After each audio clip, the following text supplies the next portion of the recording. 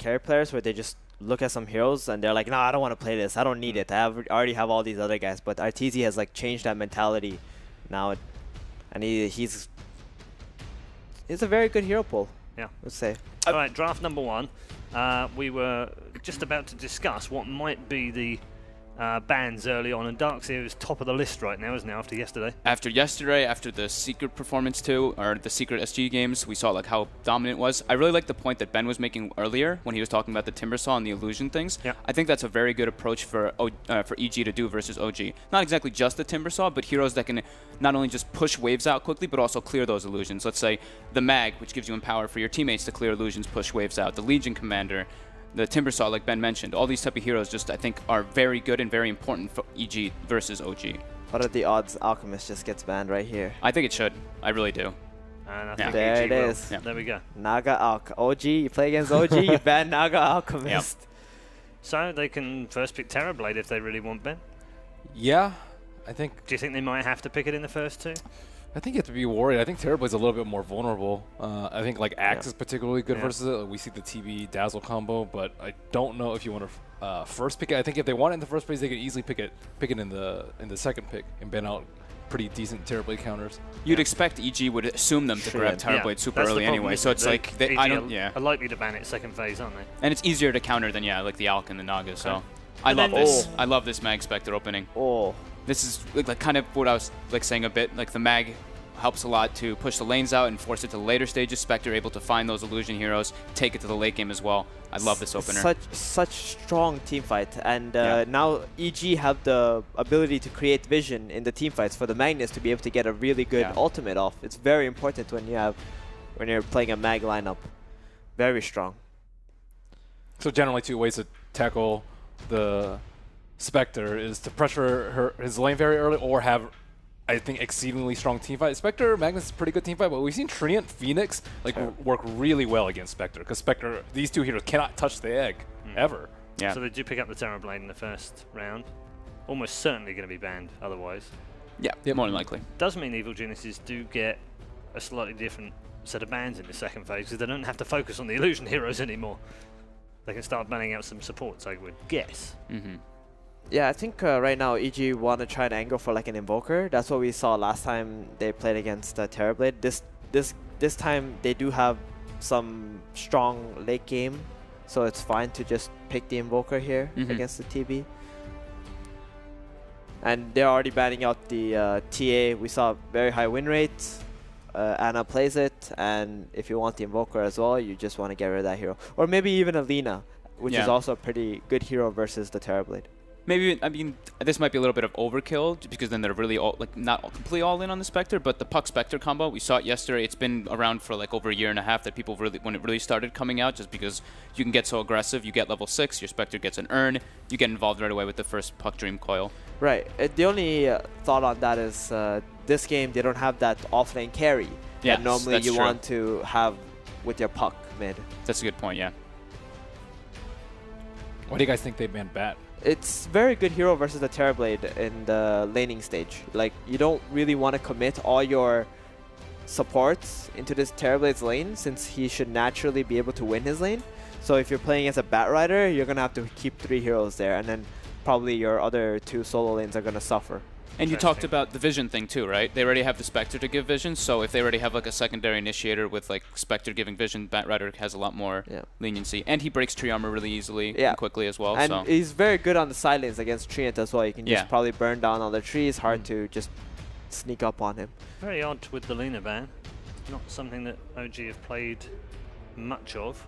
I think it's the Invoker indicator though, like Thibin was mentioning. Those 2 heroes are probably the harder matchups for Invoker. Ana hasn't played it at all. At Kiev Major. Not once. Zeus ban. So this is one of the best Terrorblade counters. Yeah. Like versus illusions as well, just to be able to find that real hero. But yeah, the burst. Warlock's another team fight hero from EG. I think they're starting to... We're starting to see the trend here that the teams have developed throughout the playoffs. That Zeus ban, by the way, takes us to 102 Pictor banned. Oh, it hasn't been banned at all either, huh? Wow. First pick or ban.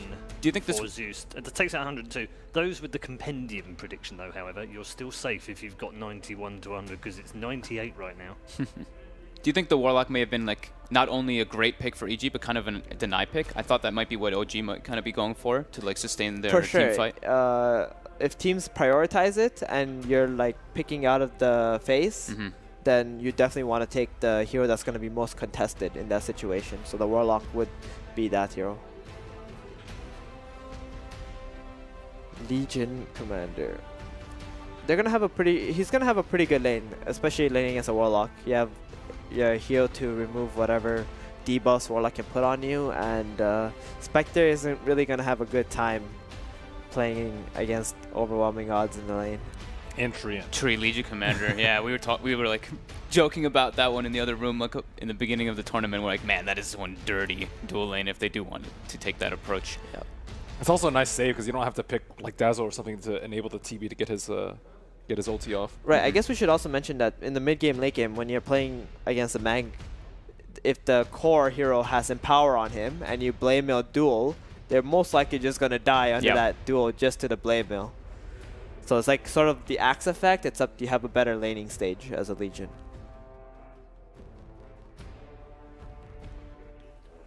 I think Spectre's surprisingly good against Legion though, aside from the laning phase. But later on, like Spectre doesn't actually kill herself like most of the melee carries. Like Jug I think is like really bad against Legion. Yeah. But Spectre has dispersion. You're usually in a team fight, so you're not actually doing that much damage with Desolate too. It's just the Empower like kind of tilts it in a way that you don't really want to against the Blade Mail. The nice thing is though that I guess like Spectre isn't like a huge agi item builder, right? So the Empower isn't going to be as, you know, massive on him. So it's like his items will be obviously doing the Blade Mail damage. So you're thinking like he'll go some Radiance Heart build instead of a Manta Diffusal Radiance build. I think we'll maybe still see the Manta, but yeah, I think the Radiance kind of build is more than likely, especially with like Fatal Bonds and everything. They have so much fight. And now even more team fight. They pick up a Monkey King. This is classic combo we've been seeing. Monkey King Warlock. Yep, and saving Sumail's hero for the end again. I like this too because it gives them another form of disable. They didn't really have much, so they at least have the stun from the Boundless Strike. And then in big team fights, once he gets that Basher, it becomes, you know, like an incredible amount of lockdown. So one thing about EG in the groups, they were picking their supports first phase, and they faced this issue where the enemy can just contest their lane, and Arteezy wouldn't be able to farm. But here, they picked Arteezy's hero first, then they see the enemy offlaner, and then they pick the supports in order to counter the offlaner. So you have a Monkey King who's going to lane against a Legion. It's going to be much better for EG to secure Arteezy's farm, regardless of the hero he's on. Yeah, and they've also still kept Sumail's hero until the very last pick, so... Standard crit. Yeah, trying to keep him less counterable, I guess. And it only, I mean, with the bans that we've had, it only gives OG one ban on Sumail. Might not be enough. Tree Phoenix. Ben mentioned it. Phoenix. Yep. So they're just trying to, you know, match EG's team fight here, right? It's very hard for EG to just be able to kill a bird. And if they ever initiate on Terrorblade, there's a very strong team fight protecting him. I like this DK ban. I think it could have been kind of problematic for OG with the Train Protector, with Phoenix, with Legion Commander press the attack. They have so many different types of sustain for push. I think that could have been a factor for EG to struggle. They tried it 3 times in the group stage. Only won one of those, mind you. But it is Anna's joint most played here at Kiev Major, Ember Spirit being the other one. So there's still a chance that the Terrorblade could be a mid here. We have seen Anna play it. So they might just take another carry hero, perhaps a Jug. We saw be pretty effective versus Spectre. Yeah, they did win that game as well with Anna on the Terrorblade. That was versus Alk though. Yep. I think Terrorblade's not so great mid if you don't know what the matchup is. Right. Yeah, but if you take Jug, then you have 2 options, right? That's true. You can put them safe lane or mid. So you might want to pick something that's interchangeable. Yeah, because OG know that Crit's going to save Sumail's hero until 10's big. They already know that.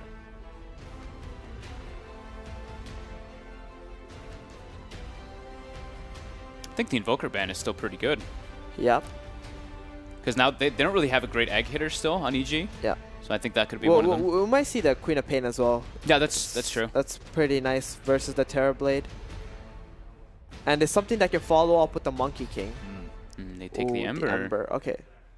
So what do we know? We got Samao, help yourself to whatever you want. yeah, We got pretty what? much. Storm. You There's know, not really they- a whole lot of Do you want lockdown a for the mag? Storm. Do you want a mag and power hero though? Do you want like, let's say, troll maybe? Like I think if they go Troll. co-op, like both of their true. heroes, like Spectre and Power, it's decent, but it's not amazing. Yeah, it's a more of a matter of do they respect the egg or not in the team fight. So if they do, maybe Troll is a good choice. If they care more about killing the Terrorblade, then Queen of Pain, OD, these heroes could be a bit more interesting. Invoker, as you guys mentioned too. They go for the Queen of Pain. It's like we said. There's not really a crazy amount of lockdown on the side of OG either, and they've really been favoring this. It gives them a lot more team fight into the mid game too. Enjoyed his South yesterday as well. Samao with the Queen of Pain, didn't he? So gets another chance to show us what he can do. Not that he needs to prove anything to us, of course. He was fantastic yesterday as EG came through that tough game against SG. The final parts of the draft being concluded with players selecting their heroes. We'll do some predictions back here in the studio. Stephen, we'll start with you. You fell on your sword for us yesterday in order to crush the curses, and we thank you for that. No need to do the same thing today, though. All right. Looking at the draft, OG has to snowball this game. And if they don't, then I think EG is just going to cruise through. I'm going to go with EG. I'm going to go with OG. I think they have better team fight, and they have a lot of saves for their relatively difficult cores, the Terrorblade and the Ember, versus EG's relatively weaker team fight. Okay, and former EG player, Fault. Oh God. Well, I was gonna. They only have the Mag and the Queen of Pain for like pushing out waves and stuff, but I'm gonna go with EG anyway. I think that they took the approach that I was looking at that they would like. So, yeah, I really like the Warlock Mag opener with the Spectre. So We joke with you about the whole EG thing and the fact that production have picked most of your picks this tournament, but he is actually joint top with Owie right now. So who knew? Production were geniuses when it came to predictions. Right then, let's head back to the arena for our second semi-final, game one. Hold on to your chairs, everyone. It's EG versus OG. Thank you very much, Paul, and indeed a warm welcome to you, ladies and gentlemen, tuning in for this one, the second semi-finals of the day. Evil Genius is getting ready to go up against OG. I'm OD Pixel. I'm here with my boy Purge. We've just seen the drafts, and already I'm getting excited, Kevin. There's a lot of stuff going to be going on this match. Yeah, the big team fight ultimates. We're going to have Tree Ulti, we're going to have Phoenix Egg, we're going to have duels, we're going to have TB doing right-click things. It's a game that could go both ways. EG has some good tools as well, though. They've got Mag RP into potential Spectre Haunt. They've got Monkey King getting spots with Quap backup, with Spectre backup, and Warlock Golems as well. So this is going to be a very action-packed game. Already seeing if we're going to see anything early on as the smoke movers come out to get that warding done. In terms of lanes as well, it will be interesting to see if we see either side try to dodge one another in the early stages. But yeah, these two lineups, interesting draft as well, as the panel was talking about. Zeus and such being banned, very apparent that these two teams know each other incredibly well and know exactly what sort of niche picks they are going to want to sneak through. A series with as much as it has riding on. I believe loser at this series will still go in with 250k. That's pretty good. Top 4 at a major is also definitely that's leaning the towards big your piece. next invite. It but should be a free ticket to TI really on paper. most likely, especially if they stay together. So they're actually going to come and contest a little for the bounty. S4 does approach, but there's a lot of heroes in the area. He's got to be a little careful. Boundless, sorry, not Boundless Strike, the Jingu being leveled up first on side. So he's going to get the procs build up. Jarek's trying to come in with the bash to catch Zai out. Zai, is the life still going to be enough for the Jingu? It's not to keep him alive. Jarek's will claim the first blood. The Treant catching EG off guard there as they felt that they had the numbers advantage, but in comes Jarek's. Yeah, the interesting thing as well is that EG wasn't even sitting on the rune. They were expecting the Treant punch, but I did like that Jarek saved it until the last crucial moment when Zai was already committed. And it also forces him into the Jingu Mastery skill point, which means he can't necessarily roam like he might want to. And he's got to walk all the way to the safe lane. The Phoenix Fire Spirits also making a big impact. He hits really hard, but if you can't attack rapidly, it just means a whole lot less. So that was a really good early movement from OG to get the first blood. Lanes at the moment. OG keeping Fly up on the top lane to put additional pressure onto the Spectre during the early stages. This is going to leave No-Tail for the time being on his own against University. In fact, yeah, with both supports. Jarek's, of course, as well, remaining on this top lane. Oh, Ember's getting ganked by a courier. Watch out. Oh, indeed. Zai comes in with a quick slap. Oh, we got it again? That's pretty lucky. Look at that little baboon booty. The monkey evolving into the baboon. And now devolving into the south. But 4 stacks are going to be built up here. So this is, I mean, this is incredibly annoying, and I guess for OG this makes me question what they do about this, because they want to put the pressure onto Arteezy, but you might need to come over to the mid lane and give Anna a bit of a hand, because he's having a bit of a difficulty with this Monkey King. And it's actually really dangerous against a Quap as well. He gets Sleight of Fist early so that he can maybe dodge the Shadow Strike, but yeah, trading against Monkey King right now, it's actually not very viable. So they do rotate JerAx over. This is a Treant Protector with 93 on average damage and an Orb of Venom. That's definitely somebody that can win the trade here. This is just absolutely crushing for Anna. He's getting zoned out by a salve. Well, the Jingu does run out at least, so now he's finally going to be able to approach the lane. But and they have pressured Arteezy a little bit, but we've seen a lot of Spectre pressure in a lot of the matches so far, and I don't even know if it's mattered that much. He does only have 2 last hits right here, so I think this is a fairly decent trade for OG despite Anna getting zoned. They're also reducing Arteezy's first couple items, but it's just feels like Spec gets a 6, he's got phase boots, maybe a wand, sometimes an urn, and he's always going to be able to find kills and contribute to winning fights. So I don't think EG's too worried right now. Yeah, especially when you consider on the bottom lane, the CS for both TB and Magnus looking to start to rack up. We are going to see Universe get a bit of farm in this lane. Not too much at the moment that No-Tail can do to entirely zone him out. Bit of a wraparound as well, as the Monkey King will reveal himself down bottom. The same time in the mid lane, JerAx putting some harassment back onto Sumail. But yeah, we've had this movement from Zai now sitting on the bottom, and we saw him cause issues for the mid lane with the Jingu Mastery built back up. The stacks there, No-Tail will be zoned out of this bottom lane, so creating space for Universe. It's really well done by Zai, because I mean, all it takes is to show up like that, to get some zoning going on, and the fact that he showed up bottom before OG heroes were there means that it does give him a little bit of time for No-Tail to get a disadvantageous trade. Whereas if JerAx just kind of scouts him and follows him along, then he would be there to trade with Monkey King, rather than it having to be No-Tail that loses his HP and gets zoned. Yeah, I think what's kind of more impressive as well about Zai's play is, you know, having to get that Jingu Mastery at the start. Sometimes we see Monkey Kings do that and then really feel the inability to be as offensive as he has been. But level 1, he got a lot done. Now he's got the 2 picked up.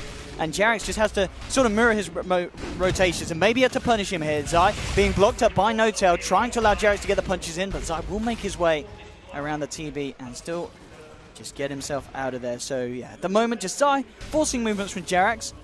But as you said, lanes otherwise, Arteezy very much being pressured on this top lane. S4, 18 for 13 against the Spectres, 8 for 2. So we are going to see a Spectre having to bring himself back from being behind. Yeah, Legion Commander is just shown to be one of the best offlaners right now because of his ability to pressure the carries. Oh, look at that nuke damage on Arteezy. He's going to get pretty low here. He's got a 4-stick wand and a salve. Will heal up here, but he's got to be careful of Fire Spirits, and that's why he's holding it. But on the same vein, Fly really wants to dive this, but not so safe to do so, because if he did run into something like Monkey King, could easily be a kill. Both teams just pulling each other around the map. Obviously, I still feel the glaring issue is the mid lane CS. Anna has had to back up to the jungle camps, but 5-0, 25 for 20 on Sumail. A lot of this, of course, down to the fact that Zai was there at the start, but that's an insane start for the mid lane for EG. Absolutely. I think the Quap was last pick, if I'm not mistaken. I know the Ember Spirit was the last pick for OG, and I think Quap was for EG. Was, yeah. And that's a hero that consistently EG has been picking here. Zai does end up going down, but I mean, EG's been playing a ton of Quap. No other team's been touching it. It's a Sumail special. It really fits his playstyle. And it's also very good at dominating mid. Ember is a hero that can be quite easily pressured. He's like lower mid-tier in terms of advantageous mid-heroes. He punishes the really greedy ones, but Quap's even better than that. And seems to be scaling pretty well when Sumail plays it. His farm level is always amazing. He played it against SG Esports, many other matches. I think it's a great start for him. And the good part for EG as well, Spectre's behind, but he's going to have Magnus in power. Ember doesn't have that kind of advantage to catch up in this game. It's going to have to be team fights and ganks. And in that sense, if anything, for OG, probably relying on S4 getting a good start and getting a good timing on the blink, because he's going to be their real kind of get-goer in terms of getting those fights started and allowing Anna to join them around the map and bring himself back into the game. But yeah, as you said, the co-op, great start in the mid lane, and this is going to transition into a pretty fantastic mid-game for Sumail. As there is no pressure being put on him at the moment in the middle lane, he's going to be hitting a great timing on the 6. And at that point, we may just see him have a TP attack. Now, he will be gone on. But again, not enough control between the two of them to hold Sumail in place for long enough. And he will continue to survive. Yeah, definitely one of the downsides of having to grab Sleight of Fist early is that if you do land a Searing Chains, it's going to disable for a whole second less. Pretty costly. But ultimately, the goal there was just get Sumail low. They accomplished that. And the heroes can now rotate and do other stuff on the map. Top lane, S4 again, trying to do his best to keep aggressive onto Arteezy. This is going to cause a little bit of a reaction from EG. Both Sai and Crit now looking over again towards this top lane. There's a lot of heroes do grouped anything here. about this. I mean, S4 can maybe get a kill here. With the phase boost, he's so fast. Yeah, there's no way that Zai can slow him down enough And to Crit's control got to him. be careful too. He's at 300 HP. Arteezy getting some good heals, and he's also got the infused raindrop, so any nukes are going to be certainly lessened. But I love the early Orb of Venom here by S4. It really helps you pressure your lane in such a big way. Not going to break raindrops with the Fire Spirits, so only level 2. Needs level 3 minimum for that. Zai still sticking around in the neighborhood just to allow Arteezy to feel a little more confident in terms of sticking to the lane. Still, this mid lane, I mean, Samel has been insane. absolutely free. 7 minutes in 47 and 30. He's that's got the more highest denies. it feels ever. He's got more denies than Arteezy has last hits. It's actually insane. I really want to say he's not Mr. Creep with no one being in the lane. He's just kept the momentum perfectly. Hasn't had to fight up against the tower as well, and now in with the rotation down towards the bottom lane and looking for action around here. No detection on these lot, and sentry ward. That was really well done by Notel there to TP away. They do get Arteezy on the top lane. Nice pressure there. And Notel rotating after using Metamorphosis means he's actually going to get some tower damage out of this. And I think he may have noticed. Oh, it's actually really aggressive Observer Ward. This spotted the TP in by Sumail. I believe that the Treant Protector placed that, and that kind of just changed the tempo of the game so much, because that very easily could have been a no-tail kill. If he gets RP'd, skewered back, 100% he dies to Sumail in that rotation. But the ward spots the TP, means Sumail wastes his time, and that means he gets a little bit of damage to the top tower in exchange for his Metamorphosis, which is a great trade considering it also avoided death. It's perfect play there by OG. That ward making a big difference. And honestly, most games that EG does play QoP, almost every time I see QoP rotate to the safe lane, or his off lane, the enemy team's safe lane with his first TP rotation, and very often does get a kill or two. But that one being shut down, it's going to limit what QoP can do to accelerate. She's still going to have no problems hitting creeps, but she definitely does want to reduce your opponent's ability to farm as well. Arteezy again once will have the support backup on his safe lane, but very much feeling like a game where it's just going to be the story of whether Ana or Arteezy can recover better from the laning stage. Seeing the net worth, Ana still with the lead against the Spectre. Mid lane, going on Sumail, bringing him down low, but Ana not enough mana to jump forward and chase down with the Remnant. Sumail still with that regen rune, looking good. And it'll actually be top lane that OG will look for another play. Once again, S4. They spot him. He's going to lead in, and Arteezy trying to get himself out of there. S4 doesn't quite get the duel off. Did have no tail and fly around. Potentially could have got that kill, but at the least, again, forcing Arteezy to back up and allowing OG to put some more pressure on this tower. You know, they maybe could have killed him if they realized that nobody in EG was behind, but if they get that duel off and Magnus is ready to go, it's a terrible fight for OG, because they would have needed everybody there just to kill that guy. No Tail didn't have Metamorphosis, so he's going to hit really iffy, and Phoenix just level 4. They just had to play it safe there, and unfortunately for them, that was actually the time to go. But EG is going to be happy that they get that gimme. Crit's continuing his pulling. Level 4, Arteezy hits up the base, and they're going to be looking for haunt kills. So this is the time for OG to start playing really safe. Yeah, especially with Sumail having the Veil complete. Very early timing on this Queen of Pain. Lots of burst, and one of the things that Terrorblade is certainly weak to in the earlier stages of the game. And talking about the TB there, looking towards him. Balance strike set up. Sumail jumps forward, the Veil's being dropped. No Tail, can he keep himself alive here? No points yet in the Sunder, of course, but the living armor looks to be enough. Jarek's in the neighborhood. Sumail thinking about chasing, but the bash comes through from the Treant. Sumail now turns towards the easier target potentially as they look for Jarek. Zai jumping forward, giving the vision, and they'll find the Treant. But Jarek's very much giving his life there to ensure that No Tail gets himself back to safety. Yeah, at any moment there, Queen of Pain could have gone in, and maybe he tries for No Tail, but I think he was a little worried about the potential Sunder pickup. And that's always the one thing that you have to worry about if you're a hero like Queen of Pain. If you jump in and go for that swap, he gets the Sunder off, then you can't blink for a long time, and you can go down. So one kill there. I would say EG's happy with what's going on, but they need to get a little bit more if they're going to have the same advantage. They did pop a smoke under the ward. The ward, again, 2 important movements here predicted. Yeah, as you said, yeah, just great placement from Jarek earlier. Doing his best to ensure that OG can stay a step ahead in terms of the movements coming out this game. Bounty rune denied by the illusion. Always feels so bad to do that, but it does make sense sometimes. S4 sent towards mid, 1,200 gold towards his Blink Dagger, and in safety, Phoenix is actually just taking levels in the offlane. He's 6 already, so if a fight does start, he's going to be at full power here. And talking about taking levels elsewhere and experience. Look at Universe. He is very close to having a Blink Dagger on the Magnus, and this could really catch them off guard. We already saw how careful OG are about committing with the duel and the RP threat when they're under a tower. Now that threat's going to be there potentially all across the map. A quick TP and a blink could spell disaster to any sort of play OG try and make as a team. It's kind of the case for both teams, right? On OG's side, if they get a duel off, it's looking really good for them, especially if it's on Magnus. Spectre or Quap, those would be the absolute best targets. But on the other side of the map, the RP is the dangerous one, just because EG has such good follow-up for it. So the first couple abilities that they use, at least in terms of those two skills, are going to be massive in impact. So can they make the right initiations? For EG's advantage, they've got the blink a little bit faster on Magnus because he was pretty much in a safe 1v1 their early game. Yep. Hasn't done much other than farm, whereas S4's been rotating a little bit.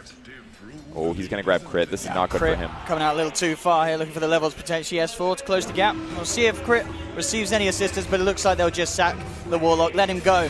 And there'll be an extra bit of damage there. Oh no, actually no, S4 didn't manage to kill him in time. So they won't get the extra damage. Universe with a response. RP and Stu under the tower. The Haunt comes through. They'll go for the egg. In fact, they got the attack slow off. He got the slow off so easy. They can't destroy the egg in time. Fly with the great plays. And now moving on for more. They'll look to dive for Arteezy, trying to get through. Oh, he missed him. The trees, he's so low. He is stuck. Will he spot it out? Oh, that's so unfortunate.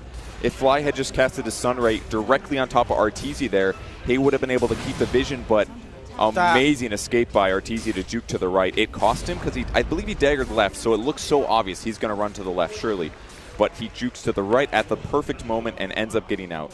Yeah, really, really nice play, though, from Fly. Just getting an instant fire spirits. Yeah, so quick. I think EG themselves, they thought about taking the egg down. They're like, all right, he's just done under the tower. We could take this safely. But no, that maxed out fire spirits, of course, this stage level 8. Tree on top lane looking pretty dead here. Monkey King ultimate gets used, Sumail rotates over, and I just checked Sumail's items as well. He did not have a TP scroll during that engagement because the RP was beautiful by all means, but I'm looking at the map as soon as it happens, where's the follow-up damage? And other than Haunt didn't come through, Bottom lane, No-Tail, he's manning up for the tower here, but the Sunder's already been used. And yeah, Crit as well, making sure that No-Tail's efforts were That's a huge loss. Metamorphosis used, he doesn't even get the last hit. At least they did use Phoenix Egg in a good way in the last fight, but a little bit of a loss for OG. But ultimately it came down to nobody was able to rotate for EG other than the Spectre, and the important thing was Fly had one Fire Spirit left right before the Egg. Yeah. So without that attack speed reduction, there's no way he survives the 2 heroes on top of him. So game's still pretty even. Haven't seen quite the biggest rotations out of Sumail just yet. 1-0 and 1 on him. Oh, and actually going to get the duel. He did not expect that Legion to turn up a Boundless Strike, trying to buy time for Sumail, but it's not going to be enough. S4, this time, will get the bonus damage, and OG do another Metamorphosis, but with the tier 1 already incredibly low, they'll look to finish off the tower. At the same time, down bottom, Crit with the commitment of the Golem and Arteezy's presence, trying to get the tier 1 trade, but looks like the Living Armor from Jerax will be enough to force EG back. That's so big. If they can delay this long enough, I mean, Jerax is in perfect position. He's going to have Overgrowth. There is a Haunt in 10, though. They're scanning for it, trying to see if anyone TPs, because if EG just puts all that pressure into pushing the safe lane, in the meantime, they lose mid. They're just straight up losing advantage here. And that's probably because they committed Rock earlier. There's no Rock. Arteezy didn't quite have Haunt. A lot of EG was mid. They actually just got pretty outmaneuvered by OG. So I guess it was the Rock committing to kill Terrorblade under their tier 1 tower. That play actually hurt EG, surprisingly, because No-Tail forced out their team fight at a time when they should have been able to confidently trade towers. Talking about team fight, though, EG will look to go again without the Rock. They have RP and Sonic Wave. Those two certainly going to be enough to burst down some of these members of OG. We'll see if they can get the jump up towards the top at the moment. Ana and S4, but Anna's already out with a quick TP away, and S4 already down to the safety behind his tier 1. So EG unlikely he left the remnant to find anything from this. And that's Radiant Pings on it. I don't think that EG spotted it. It's in a pretty defensive place. So EG feels like they wasted their smoke. It didn't happen, and Arteezy is just going to have to push out the safe lane here.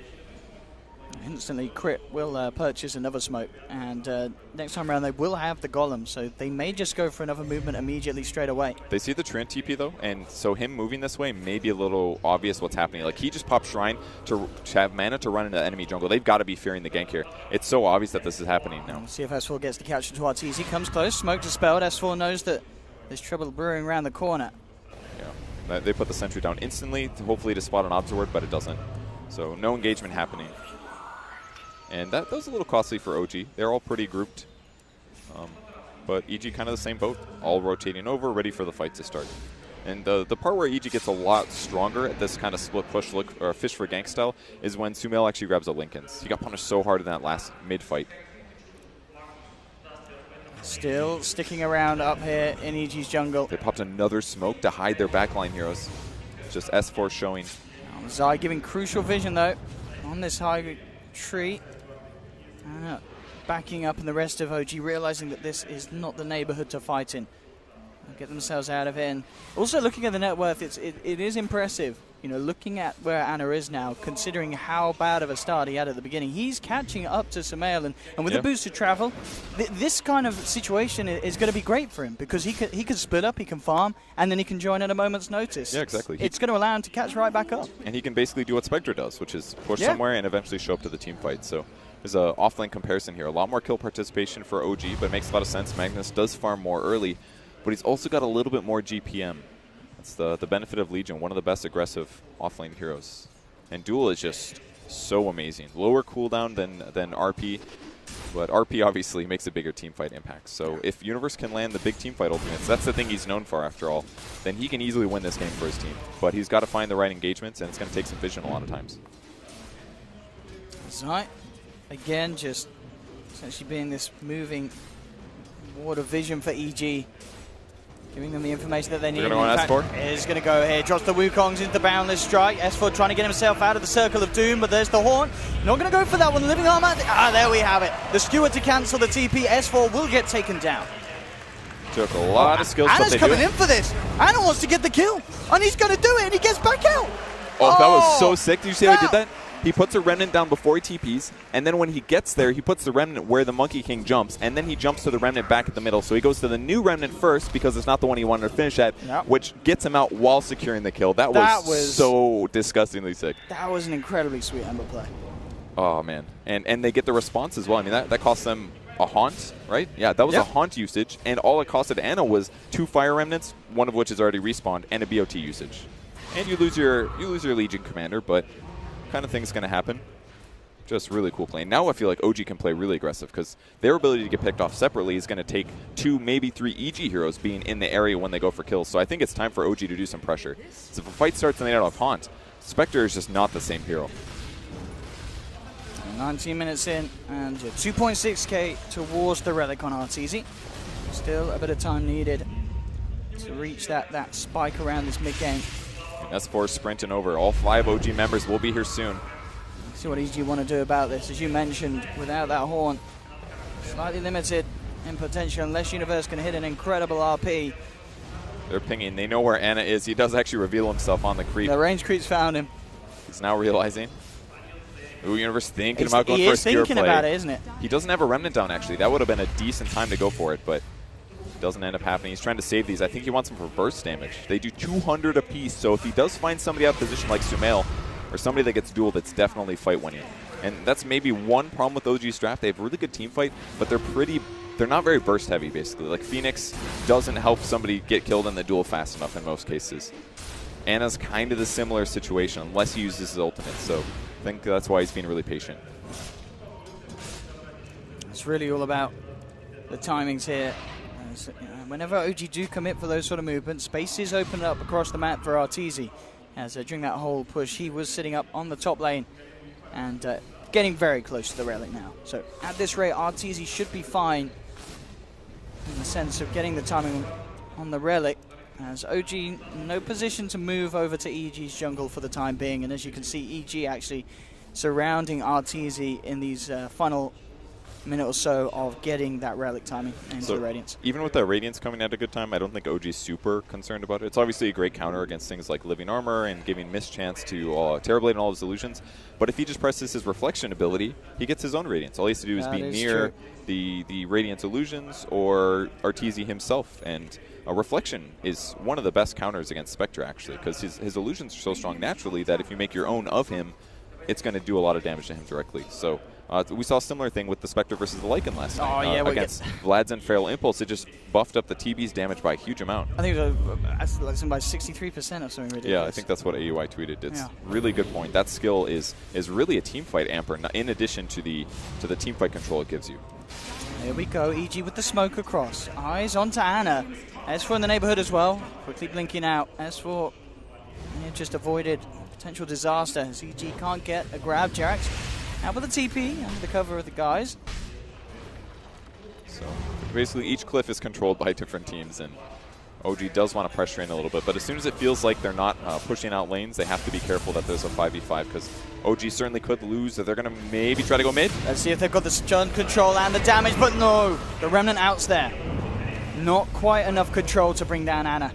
If they knew where he jumped to, they maybe could have gotten that kill, but that was just very hard to get that because they just got Boundless Strike, 1.6 second stun. Past that, it's RP, and Mag wasn't there for that engagement.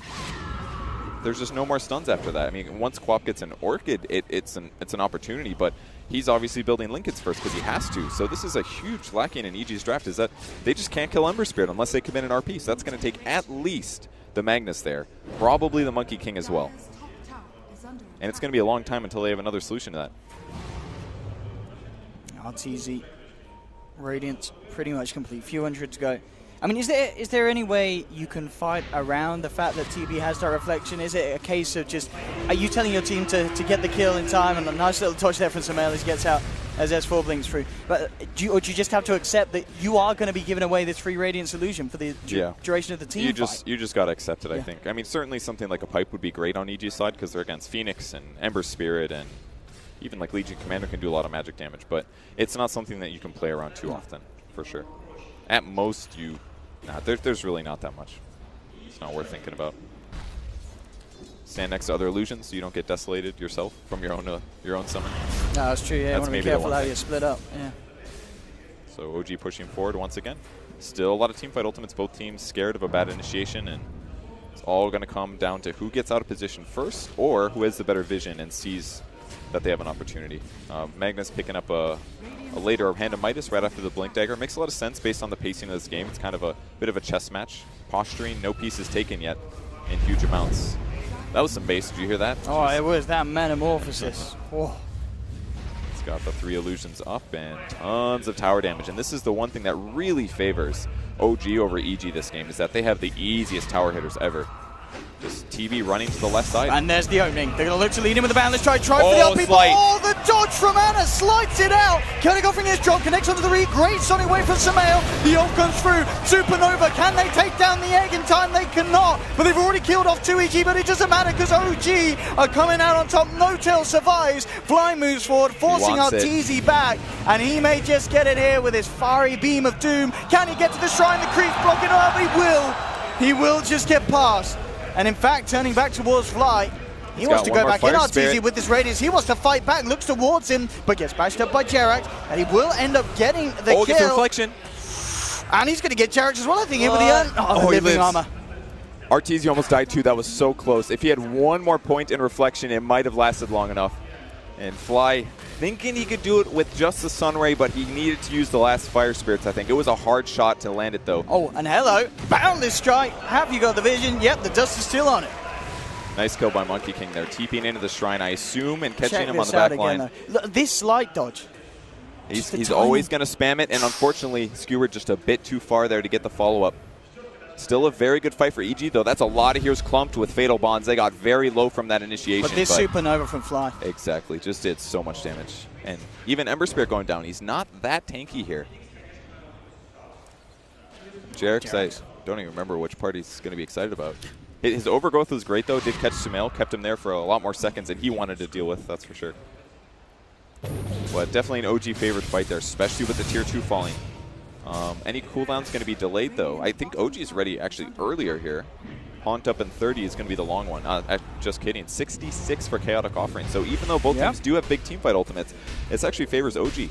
So Metamorphosis back up in 10 seconds. OG can certainly get together to go for another push. Phoenix building a pipe after his Hooded Defiance and his mech, or his, sorry, Midas and Hood. Pipe will be next. That'll be pretty good to have against Fatal Bonds and all that other stuff. That's actually amazing. If you damage block it, it probably doesn't spread. It's a really good counter in that way. He's got to get out of here. He could easily get chased, but No Tail shows up. Jarek's again being on point with these overgrowths. Sorry, with the living armor. He's keeping his teammates alive and making them very hard for EG's cause to punish. Like Samael had this amazing start in lane to get a good Sonic Wave off in the team fight, but hasn't found a lot of situations to really catch OG's members off guard and burst them down with his Queen of Pain. Been pretty tricky for him. We are going to see Chaotic Offering now. Back ready in a few seconds. Did they see him? No, I don't think they saw his leap. They could maybe pressure, but... They'll just look for the tower here. Bottom lane S4. Ooh, again, not quite quick enough there, Samael with the jump out. Anna looking to commit, goes straight in for the Warlock. In fact, he's going to tick down, gets crit. Now looks towards Samael. Has to get himself back up to the high ground, and Anna just doing so much there with the DD and the Maelstrom. Not a chance for crit. As another tower taken, still with a good duration of the Metamorphosis. OG, they may want to pressure in here. 20 seconds, no Warlock. Buyback is available. But almost certainly won't want to be using it here, as OG will get the chance to put a fair bit of damage down onto this tier 3. EG with all their ultimates available. In return, they had to find the correct jump. Now with the Warlock back up, OG will respect that and will back away. But again, the pressure from OG really being felt here 27 minutes in. And EG just have to do their best to stall them. Yeah, they have to do everything they can. I mean, losing Warlock is way too hard to stop. And I don't think they really have the items to keep their supports alive either. Warlock's picked up a Buckler here, is going to be going for a mech afterwards. I think it's a good build, and that's what they need, because they need to win this early game period, because if the game continues, then I feel like Spectre as a carry is certainly going to be better at hitting the back lines than somebody like TB can be. But TB's big advantage is right now. He just uses Metamorphosis, pops the Manta illusion, the Manta item, and they're just going to hit towers. EG's got almost nothing of it. They have 0 towers, in fact. No towers have been taken. They're almost all full healed. A little bit of chips here and there, but that kind of gold advantage is hard to stand up to. With that said, though, if EG do start winning fights and taking towers back, they're going to get a lot of gold swing in the other way. Could be huge. But as you mentioned, it is going to take a lot. As you said, EG's tower push is just, it's not great. Obviously you can empower everyone, get an extra bit of a punch, but none of their heroes really suited to just being on the front lines, at least at this moment. Maybe in the later stages, Spectre is going to be better when he's 6-slotted. S4 actually going to jump in for the duel here, but there's 4 members of EG. Boundless Strike in return, he's stunned up. Is he going to be able to get the initial kill? Universe survives for the time being. The Horde's pocked. RTZ going to be looking for more on the back line, looking to focus down No Tail. The Primal Spleen comes through, but No Tail man styles off the dodge. Jumps back. EG get themselves a kill, and S4 getting a little ahead of himself there with a very, very potent deep initiation. Absolutely. That was not the time to go in. Pretty rare mistake from S4, but there was no way they were ready for that. I was actually looking at Phoenix farming the top lane during that. He had used Fire Spirits. He was killing the creep wave. That means he has to TP and walk to where S4 had blinked to.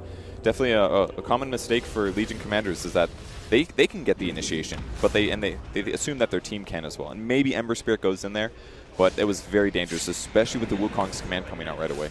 So OG making a mistake that will buy EG a little time. But again, kind of reminds me of the TB pushing Tier 1 and dying.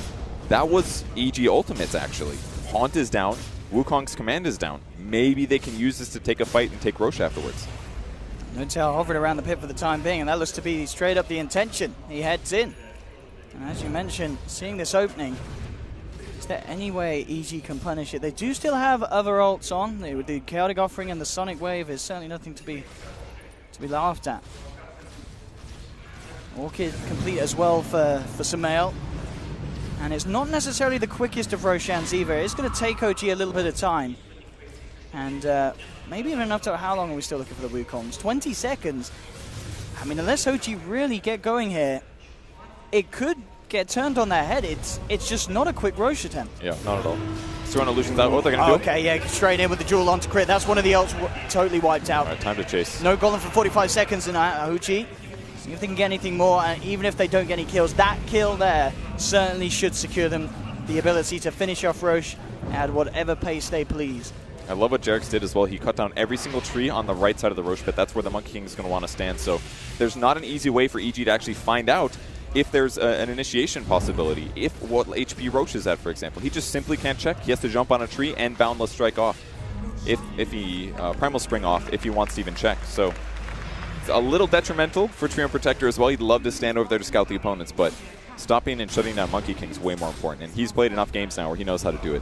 So OG gets the advantage. That's Aegis in their hands now, and surely they're going to group and go for a slightly more aggressive high ground push if they see an opening. 31 minutes in, EG will finally be able to take their first tower as they get a push together between Samael and Artur on the bottom lane. Arteezy will, of course, be looking for the defusal after the Manta, and rather close in doing so as well. Remains down here on the bottom, though. It's a very good build. It's good against Ember Spirit. It's good against Living Armor. Can maybe diffuse a blade off, press the attack as well. Yeah, you can. The Mana Drain as well could be really important. If you catch Phoenix, silence him into Mana Drain, prevent his Supernova, that could be huge. But he is working towards a Lotus Orb, but he has just started it. So it's going to be a while until Phoenix is ready. He actually, I think this is a mistake here. Fly instantly got a smoke, popped it right at the start. I think he was expecting the Tome of Knowledge transfer. Oh, they have 2 couriers. This makes a lot of sense. Okay. Probably pressed the wrong hawk. He was expecting the Tome to hit there. Waste the smoke. That could cost OG. Less mobility in the late game. Luckily for them, they're ahead though, so they're less in need of for sure taking a dangerous fight. It's a commodity. We don't need this. Yeah. But I mean, that's the thing. They're ahead in terms of objectives, and certainly this part of the game, it feels like they have the momentum, the pressure, but still at the top. You know, Samael and Arteezy very much neck and neck, pretty much with that of the two on OG, Ana and No-Tail. So very close in terms of the farm sense. Yeah, absolutely. I feel like Ember's in a safer spot, though. He's got a Lincoln Sphere, so that could stop Orchid, basically. Could stop, I don't know, they've got a Yule Scepter on Magnus, I guess, so it could give them guaranteed setup stun. But I do like that pickup, actually. Basically, EG has all these different ways to break the Flame Guard. They're already having some damage problems, and with Ana going for the 500 Flame Guard absorption, that's a stupid amount of protection against magic damage. So if they can just remove it with a Yule's or a Diffusal Blade, that's a 1,000 damage nuke, basically. And the talent rendered useless, yeah. Yeah, absolutely. So OG going to do maybe some light pressure here. Got Zai on the side actually sitting in the trees. Here we go. EG really needs to do something about this. They can't let OG get away with putting this amount of pressure onto the high ground. At this stage of the game, Boundless tries to slow it down. Universe comes in with a skewer back, gets No-Tail into an unfavorable position. Pops a reflection though. No-Tail being brought down here. Samael focuses in, but only down to half health. Still No-Tail survives. Healed up by S4, backs off and now turns around from a safer distance once again towards the tier 3. Fortification out from EG. They do have the ultimates, but they need to find the perfect way to jump in. Universe consistently trying to look for the angle, but Ana just spamming out the slide of this. Make sure there's no blink. Now the chaotic offering will be jumped onto the Sonic Wave. Ana's bursted down. Blight comes in the midst of it all with the Supernova. Can they take it out? No. The overgrowth for Jax holds back EG. Duel as well. Universe with the RP trying to slow them down. The Golem beating into them with the fatal bosses as well. OG are melting. They've lost the Aegis on No-Tail. Blight turns around with the heal though, and Ana comes back into the fight. Instantly picks up a double kill. Looking for Samael, who's trying to hunt for Jax, hiding in the tree line. And with that play there, Ana buying back, picking up those 2 kills at the end. That secures the team fight for OG. They should be able to find this unless buybacks from EG come out, and indeed they do. Arteezy buys back, but he realizes just him and Samael cannot do anything to stop this push on the top lane. If it was just No-Tail and Ana, maybe he's able to do that, but with Tree moving forward, that's very dangerous. Playing against Leech Seed, that's even more damage he has to do to get a kill, and he's got to worry about the Solar Crest. But ultimately, that whole fight stemmed from Ana making a large mistake. He moves forward, Sumail ends up using the dagger to break the Lincolns, and he keeps going in, instantly orchided, and now he's just way out of position. It's the perfect time for EG to take the team fight. The egg saving the fight, in addition to the overgrowth. Jerix's play there was perfect, knew exactly when to go in, and RP also swinging things the other way. Oh, look at this buyback from Ana coming in and making sure they get Arteezy and Universe. Without that buyback, it would have been a disaster. So as you said, Ana making a mistake, but then coming back with a big play to redeem it. Yeah, that was huge. Aegis also was used by Terrorblade in that fight. So much stuff going on, I didn't even see, but big advantage for OG here in game 1 of this best of 3. Again, the winner of this goes to face VP in the grand finals. Not an unfamiliar feeling for OG, but the last couple majors, this has been EG's sticking point. They never quite make it to the grand finals. I wonder if EG can find something here. Arteezy with the double damage, 10 seconds until Horn. They've got RP back online as well in 13. EG coming out on this bottom lane, certainly wanting to have a fight. I mean, of course, that buyback play from Ember can be turned upon Anna's head. If they can bring true. him down whilst it's on cooldown, suddenly the space is there for EG to get a lot done in response. But again, he wasn't the only person that bought back there. That was also True, actually, Arteezy. It goes both ways. If they can kill Spectre, that's another huge one. Especially because he's the best team fighter on the team. I feel like if you lose Spectre and he's on the dieback, I feel like you can't control the map at all. Whereas I feel like OG can still get stuff done a little bit. They can still get some dual kills, for example. Phoenix going all into some interesting talent. 65 Fire Spirit's DPS, passed that up passed up the GPM, and also 10 armor. His big weakness right now is definitely silence. Luckily for him, it was on Ana last game, or last fight, so it was very easy for him to initiate. But he still has to be careful. If he doesn't get the Supernova off, it's a vastly different fight. I mean, bottom lane, silence onto Ana, and oh, we talked about it, Purge. We talked about it. It's just gone and happened. He's down for 100 without buyback, and EG, of course, they know this. How much can OG hold for 100 seconds with just the 4 versus the 5 of EG? This could be a rocky 100 seconds for OG. I didn't see how they broke the Lincolns. It could have been a Arteezy Dagger or Arteezy Haunt Diffusal Blade, perhaps to instantly break it. That's maybe the fastest I can think of. Because I'm quite sure that Ana would see the dagger coming. If the dagger has to fly through there and then land on you, you should be able to get back to safety in time. But he gets caught, and finally it looks like EG's going to be able to take a tower. OG not fully committing to this one. It's way too dangerous. So this should be their first map space, other than the bot tier 1. See if they stick around in the mid lane for more. EG, what's the plan going to be? It's going to be focusing on pushing this top lane back out because the creeps. And they managed to pick up the range racks there for free with none of EG's members defending it. So, extra bit of gold going for OG, and certainly getting that racks early on, still having as many towers up as they had, limits how much EG can do whilst Ember Spirit's down for the full 100 seconds. So I'm kind of curious what Ember will go for. He clearly still having some major Orchid problems. Lincoln's covers some aspects, but not everything. I feel like he needs to grab another solution, whether it's going to be a BKB.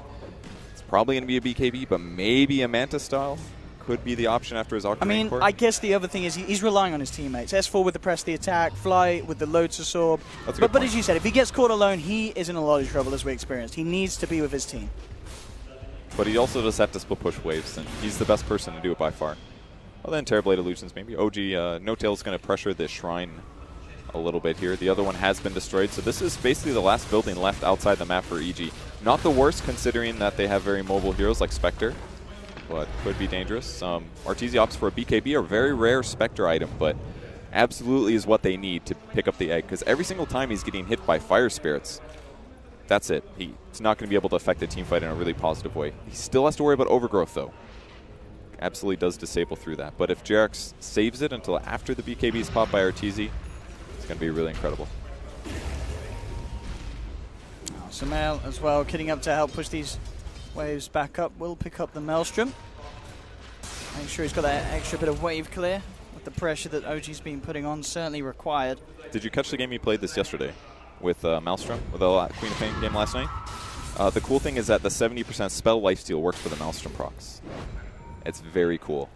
Because if you have Mjolnir damage flying around bouncing, it's just healing him up. It's way better than lifesteal. Really nice, I guess, as well, with the 300 health talent and the 10 strength. You've got a pretty beefy quap.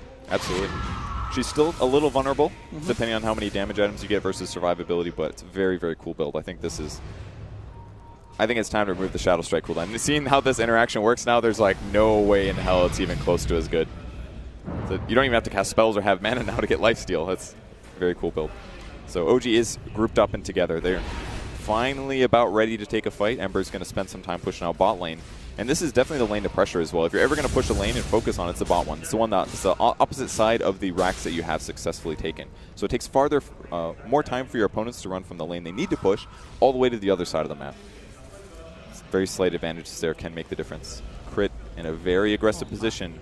No mech for him yet. I'm just thinking about what you said about that. I'm looking at this game. Once he hits 25, it's not like OG have got a lot of ways to stop him from right-clicking, you know, unless they duel him. Sumail is going to be able to sit there, and he is going to be able to lifesteal. There's going to be very little that OG can do about it. And as you mentioned earlier, it's not like OG have any big nukes to immediately eliminate him. So you're right. This Sumail quap could be quite an issue for OG once he hits that 25, which I believe he just has about done so in that mid lane. Yeah, it's just a one creep away pretty much. The one here that can really control him is Ember Spirit. Maybe he's actually fishing here. Doesn't get the Searing Chains, or doesn't even try actually. I think he was just checking for heroes. But once he gets +2 Searing Chains or the cooldown reduction, that's what he's going to be aiming to do. Continuously disable Quap. They're going on mid. Oh, and here we go with the Horn straight away, looking for No-Tail. No-Tail moving for the Wukong's command. Drop down Smell, wants BKB, looks to work No-Tail. No-Tail with the Sunder. Keeps himself alive. S4 coming in with the BKB and the Blade Mail. Has to back up the Supernova. Successful. That's going to be the Monkey Kick down. Sumail will get the blink off at the last moment with a chase down front fly. Shoots out the Fire Spirit, bringing Sumail down low. Back in the midst of the fight, Universe with a Stew onto 3. RTG's trying to man up, but No-Tail, he's bigger, he's stronger. Triple kill for the Terrorblade. Crit, will he escape? He will get out, but the rest of EG getting dropped right down there. Hopefully we're going to see a replay, because again, these team fights incredibly chaotic.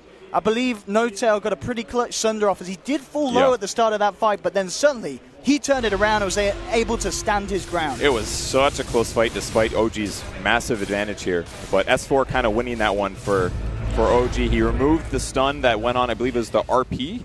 Yeah, it was the RP that went onto the Terrorblade. They tried to burst him down, remove the RP stun. He's able to get the Sunder off on the Warlock and instantly take the fight. And the Phoenix Egg was beautiful as well, but EG's BKBs really made it look close. And the Sunray as well from Phoenix was definitely going to keep TB alive, but... Here we go. Let's check it out.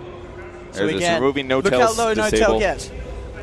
And there we have it. Yeah, gets the Sunder off onto a full health crit, so instantly able to stand. It was ground. one hit away from dying, actually. And the crazy part is Sumail was right-clicking the Terrorblade at the start of that fight. He was the obvious target. Kill the TB before Sunder. But if he was hitting the egg from the start, EG would have won that fight. Oh, and look at this, EG. They've tried to come across to disrupt OG's attempt to take Roshan, but S4 with the jewel onto Zai takes down the Monkey King. OG securing the area around the pit. And that almost certainly will be this Aegis once again going into the hands of OG. Dude, I don't know what it is, but EG just keeps having the closest games of the entire tournament. That was insane how close it was. One more hero right-click, Phoenix Egg dies, Terrorblade gets cleaned up, maybe Ember Spirit goes down as well, and EG gets map control and Roshan. But instead, one right-click, the only difference there for Sumail hitting the egg. One more, and they win the fight. No, Jarax may be forced to pay for this one. Universe with the skewer back onto him. But it looks like they'll leave him alone. Jerax with the overgrowth. In fact, setting up for Anna to turn up into town. Gets the chains onto 2. Anna focusing on crit. Jerax again goes forward with it. Again, another cheeky little bash. Anna falling low, but he's healed up by S4. So they take crit out of the fight again. No Warlock for 45. OG in position outside the base of Evil Geniuses. And Shadowblade is there for Universe. Maybe he can catch them off guard with his purchase and get a big RP. There we have already on the sidelines. Universe looking look at the damage to get the catch, but they've got the vision. They catch him on the sidelines up to the high ground. Jerax goes again with these bashes. And a buyback will immediately come out from Universe. The racks being threatened. Fortification popped by EG still. 20 seconds without Warlock. They haven't got everything that they require for their team fight. They'll get the deny on the racks, but it really doesn't matter here. OG taking another full set. And they're going to back off out of this one. Great high ground from them. The Scotty and the Butterfly from the Terrorblade really showing its threat here. Oh, and as soon as that tower was down, the Observer and Sentry on the high ground, meaning that they could catch Universe. I mean, that his initiation could have changed everything, but again, this warding and this play, this presence, the awareness from Jerax has been absolutely amazing. Yeah, he's having a great game here. Even him getting almost picked at the start of that engagement was still really useful. Gets the overgrowth off, very heads-up play, not too worried about him surviving it. Just seems OG's on the same page. That part's really clear. Anna as well, the Ember Spirit, continuously looks like he's about to die, but S4's always there. He's playing basically offlane support this game. Not that different than the way he often plays. Not the highest CSer, not the highest like rampage killer kind of hero. He just sits back and he tries to make sure that his team never dies. How do EG deal with this? 2 sets of racks down. It really feels like it's getting to the point of being one of those games where Evil Geniuses, they need to rely on just a massive wombo combo of a team fight. OG at the moment looking stronger in every other aspect. No-Tail, 5k net worth nearly above Sumail. RTZ, this is a massive Terrorblade and a huge pushing threat. One more slip up from EG could quite easily cost them the position and put them straight against Mega Creeps. And in trouble though. That's going to cost him Aegis, almost for sure. No way. Is he going to live here? Surely not. Oh my. Are you serious? Oh my goodness. They didn't want to fully commit to getting the kill on him because obviously They need the RP for the defense. he actually doesn't. Well, he didn't have buyback obviously, but that would have been Aegis. And I think the Remnant stays down, so they could have burned the Aegis there, but they would have committed way too much to get that kill. It's unfortunate they're in that position where Orchid alone is not enough. Can they stop this TB push? Once again, towards the mid lane they go. Boundless strike into the RPs. Managed to grab two Universe, drags them back. Into the Wugo Shabbat. The counting off for this one. They got the chase done. They'll take down No-Tail. They've popped the Aegis as well. What a beautiful RP there from Universe, getting both for the cause. And they're trying to render himself away. Fly with the Supernova Stone will hold back EG. But Zai looking to chase. Sumail blinks forward. They've got the Yule set up. Anna will get the Slayer fist out, but the Orc is there. Anna saved again by S4. Purges off the silence. Anna will get back up to the high ground. Turns around with the Slider fist. Flying S4. Stuck in the midst of it all. S4 goes for the duel, but EG. They'll bring down the Legion Commander. Fly to get dropped as well. We talked about Universe needing the RP to hold on to this game for EG, and that was it. Getting both of the cores, and the follow-up combination from EG was perfect. No chance for escape for OG. They just killed him so fast too. I mean, that was Terrorblade all the way in, almost instantly killed. I didn't even realize he had died. It was so rapid. And that's the move they need, absolutely.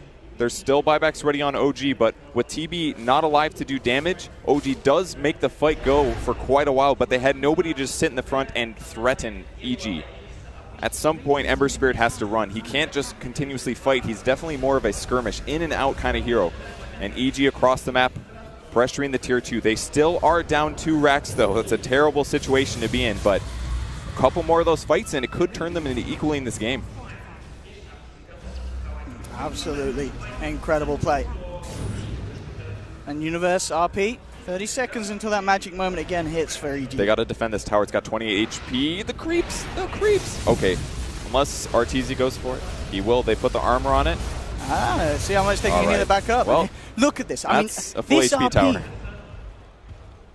That was very good. Oh, perfect timing with the Monkey King, too. That was like the laggiest team fight I think I've ever seen. But, yeah, they comboed everything there. Quap ulti, Infernal Golem. I'm sure they use Fatal Bonds as well. It's a great RP from Universe. Like, oh, another day in the office. He did that with one hand on the keyboard. Look at that. It's like, that's okay, I guess. But he knows what kind of situation he's in. It definitely held the game together, but they are still drastically behind. And that mid tower, it's not even going to feel damaged in a moment. A couple more seconds, and Living Armor heals that to full. Another tree advantage. EG certainly making the steps to hold on. As you mentioned, still very much with their backs against the wall with the pressure that OG's managed to exert. And next time, I'm sure No-Tail and Anna will they will do their best to not let themselves both be caught by the same RP. Just holding hands a little too much there on that last push. Absolutely. They Play it can't safe. afford to be able to be caught. Let the illusions hit the building. That's the safest thing to do here. Very cool ward on top of the building as well. Your opponents have a lot of trouble right-clicking it. You can't just A-click the ground, so it's a little harder to get that dewarded, and it does give Universe a better ability to initiate on the right timing. So that's what they'll play for again. Glory RPs, that's how they win this game. And they have to skewer afterwards as well, because if they just RP them on the spot and go for the fight, S4 definitely will be within range. But the important thing is pulling them away from that position. So not only that, but you also have to do the turn RP. If you don't perfectly execute that and skewer right away, S4 will react 100%. Jarex will react, Blink and Overgrowth. And then it's going to buy them enough time to get the Sunders off the BKBs and make it a real fight. So gotta keep on having perfect team fights. EG moving across, Smoke's going to break on Crit. And Jarex. Good positioning there by Jarex. Yeah, looks like they won't find anything with this Smoke. OG being very careful about when they go for this next push. I mean, I guess with the control that OG has, they very well can just wait for the Roshan. It's going to be Aegis and Cheese next time up. There's no real reason, is there, for OG to try and push before they have that benefit. Yeah, I think that's absolutely the safe thing to do, especially how the last fight went. I mean, you could... I think they have a pretty straightforward victory path here. Just push high ground with Metamorphosis, let illusions hit the building. Like, it's so low at this point, I don't even think they have to hit it with the main hero. Obviously, it does much less damage, and they'd love to split push in lanes first, but I think EG feels safer on the map at this point, despite Triumph being in the game. Just because, like, Ember is not as survivable as you'd maybe like him to be. He went this heavy int build. Anna wants to jump in here, looking for some air. Will force the BKB out. Backs away, Universe is wrapping around with the Shadow Blade. Oh, No-Tail might be in trouble. Let's see who can punish it. Spotted out No-Tail. Universe wanting to wait for them to commit fully so he could grab multiple heroes. Looking to chase down onto Sumail. Sumail still kind of working out as a bait. Anna goes in, they'll finish on Sumail. Oh, he does not have buyback either. He's a little short. No. 300 gold needed. They're not going to be able to get this in time. Oh, no Queen of Pain. This could be the opening for OG to finish off that final set of racks of Evil Geniuses. Fighting with a man down. How do they do it? They've got Universe on the sidelines, but the pings come out. OG are aware of Universe's presence. He's still there, trying to find the perfect opportunity to jump. Still fishing. Will force them back. Yep, Ember goes in, he sees Magnus, instantly disables. Yeah, as soon as Universe reveals himself, Anna's in on him. Arteezy turns towards him, the shrine will be popped. Anna himself has to be careful now. There's the Chaotic Offering, dropped onto Notel, but the BKB popped. There's the RP, onto 2, but the Supernova comes out. EG, they can't kill the egg. Notel just focuses the racks. Arteezy with the BKB pop, but the stun for the Supernova coming through the match community. Artor's falling low, the Duel's there, onto the Monkey King. That's going to be 4 down on EG, 5 down, and GG is called. Game 1 going to OG. At the end of the day, the Terrorblade push being too much for the side of Evil Geniuses to deal with. And Anna's outplay as well. Very nicely done by the Ember, consistently jumping in the back lines, making it so hard for EG to piece together a fight. Absolutely, felt like a flawless game from OG. Some small mistakes, but their hero composition was very interesting. They had the laning advantage, the lane matchups were good. The only lane they got kind of wrecked in was the mid lane, Ember versus Quap. But the most important aspect of Quap is that if he doesn't get a lot of kills on the map in the early mid game, he has a hard time just snowballing out of control.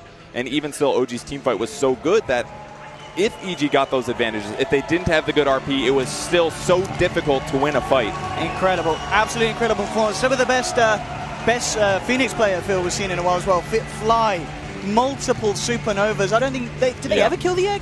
I don't think they did. They were so close that one time that could have absolutely turned the game in the other direction. But OG remained firm control of this game. And that's going to be 1 point advantage. One more and they go to the grand finals. For how many major finals have they been at now? It's ridiculous. Four major victories. Well, they've got 3. Oh, they got 3. You count it. I mean, that was a great game. They played well, but I don't think it's over yet. Doesn't secure them a win at this one yet, no. Oh, wow. Anna is 11-3-12. You know, I'm sure people at home were going to be ha-haring. I'm 12 when he was getting stomped at the start. But Anna, again, one of those amazing recoveries from 11-3-12 at the end of the day on the Ember Spirit. What a fantastic way to start this series. Don't go anywhere, though, ladies and gentlemen. We'll be heading back to Bucharest for some post-game. Really strong team fight. Spectre, Magnus is a pretty good team fight, but we've seen Treant, Phoenix work really well against Spectre, because Spectre, these two heroes cannot touch the egg, ever. Yeah. So they do pick up the Terrorblade in the first round. Almost certainly going to be banned otherwise. Yeah, more than likely. Does mean Evil Geniuses do get a slightly different set of bans in the second phase, because they don't have to focus on the illusion heroes anymore. They can start banning out some supports, I would guess. Yeah, I think right now EG want to try to angle for like an Invoker. That's what we saw last time they played against Terrorblade. This time they do have some strong late game, so it's fine to just pick the Invoker here against the TB. And they're already banning out the TA. We saw very high win rates. Anna plays it, and if you want the Invoker as well, you just want to get rid of that hero. Or maybe even Alina, which is also a pretty good hero versus the Terrorblade. Maybe, I mean, this might be a little bit of overkill, because then they're really not completely all in on the Spectre, but the Puck Spectre combo, we saw it yesterday. It's been around for like over a year and a half that people really, when it really started coming out, just because you can get so aggressive. You get level 6, your Spectre gets an urn, you get involved right away with the first Puck Dream Coil. Right. The only thought on that is this game, they don't have that offlane carry that normally you want to have with your Puck mid. That's a good point, yeah.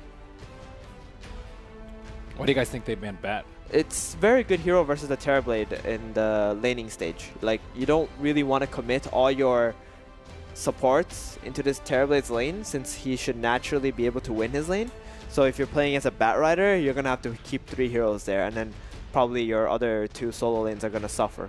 And you talked about the vision thing too, right? They already have the Spectre to give vision, so if they already have like a secondary initiator with like Spectre giving vision, Bat Rider has a lot more leniency. And he breaks tree armor really easily and quickly as well. And he's very good on the side lanes against Treant as well. You can just probably burn down all the trees, hard to just sneak up on him. Very odd with the Luna ban. Not something that OG have played much of. I think it's the Invoker indicator though, like Thibin was mentioning. Those 2 heroes are probably the harder matchups for Invoker. Anna hasn't played it at all. At Kiev Major. Not once. Zeus ban. So This is one of the we were best mentioning that. Terrorblade counters. Yeah. Like versus illusions as well, just to be able to find that real hero. But yeah, the burst. Warlock's another team fight hero from EG. I think they're starting to... We're starting to see the trend here that the teams have developed throughout Indeed. the playoffs. That Zeus ban, by the way, takes us to 102 picked or banned. Oh, it hasn't been banned at all either, Nope. huh? Wow. First pick or ban Do you think for this... Zeus. It takes out 102. Those with the compendium prediction, though, however, you're still safe if you've got 91 to 100, because it's 98 right now. Do you think the Warlock may have been like not only a great pick for EG, but kind of a deny pick? I thought that might be what OG might kind of be going for to like sustain their For team sure. fight. If teams prioritize it and you're like picking out of the phase, then you definitely want to take the hero that's going to be most contested in that situation. So the Warlock would be that hero. Legion Commander.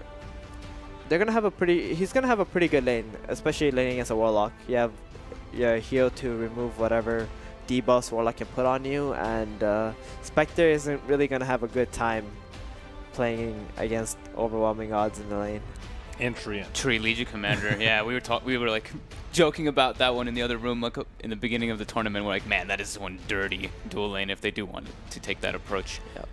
It's also a nice save because you don't have to pick like Dazzle or something to enable the TB to get his ulti off. Right. I guess we should also mention that in the mid game, late game, when you're playing against a mag, if the core hero has Empower on him and you Blade Mail duel, they're most likely just gonna die under that duel just to the Blade Mail.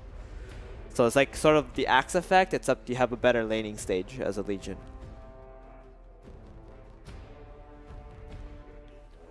I think Spectre's surprisingly good against Legion though, aside from the laning phase.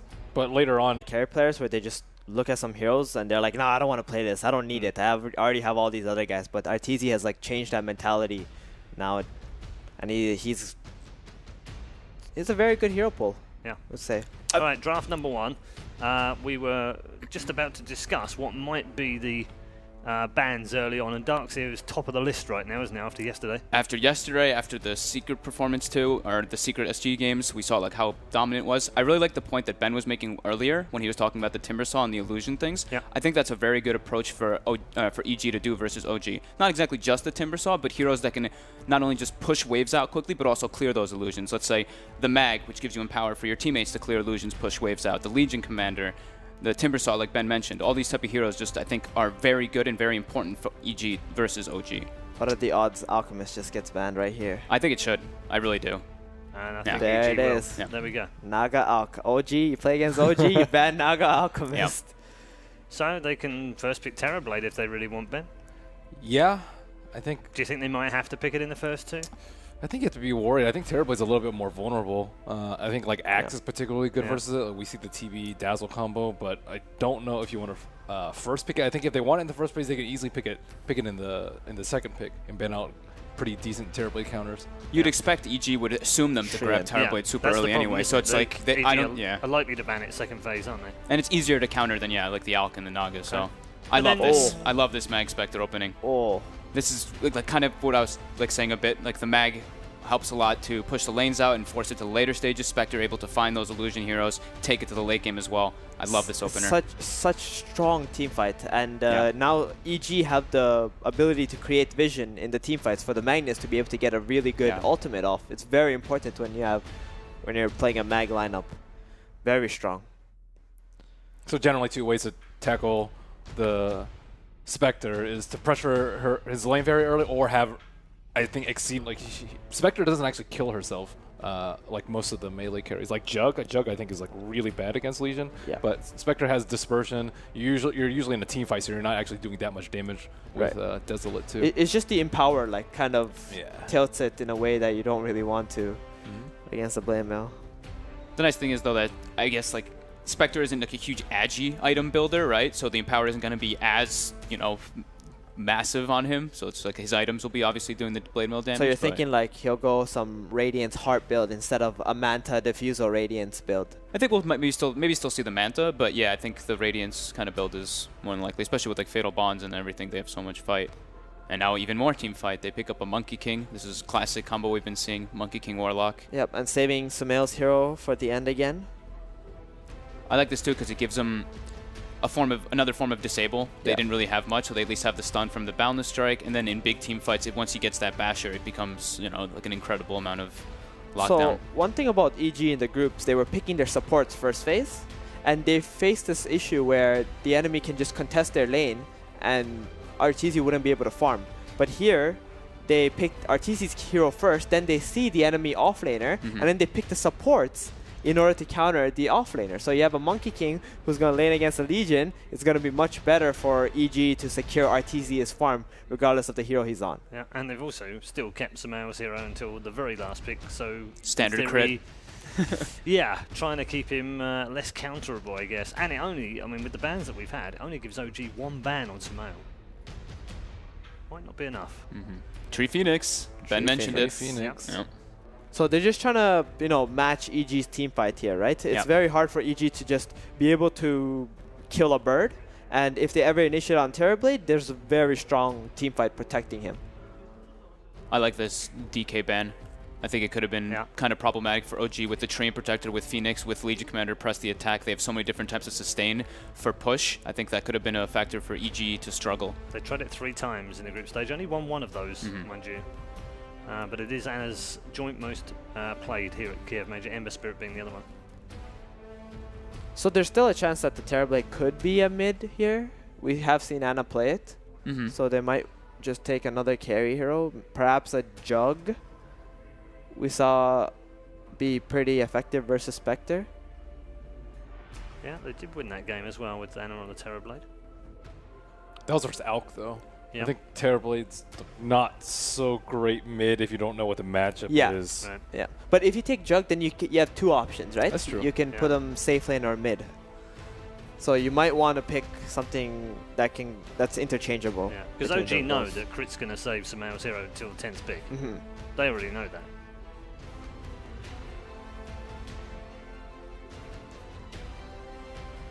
I think the Invoker ban is still pretty good. Yep. Because now they don't really have a great egg hitter still on EG. Yeah. So I think that could be one of them. We might see the Queen of Pain as well. Yeah, that's true. That's pretty nice versus the Terrorblade. And it's something that can follow up with the Monkey King. They take the Ooh, Ember. Okay.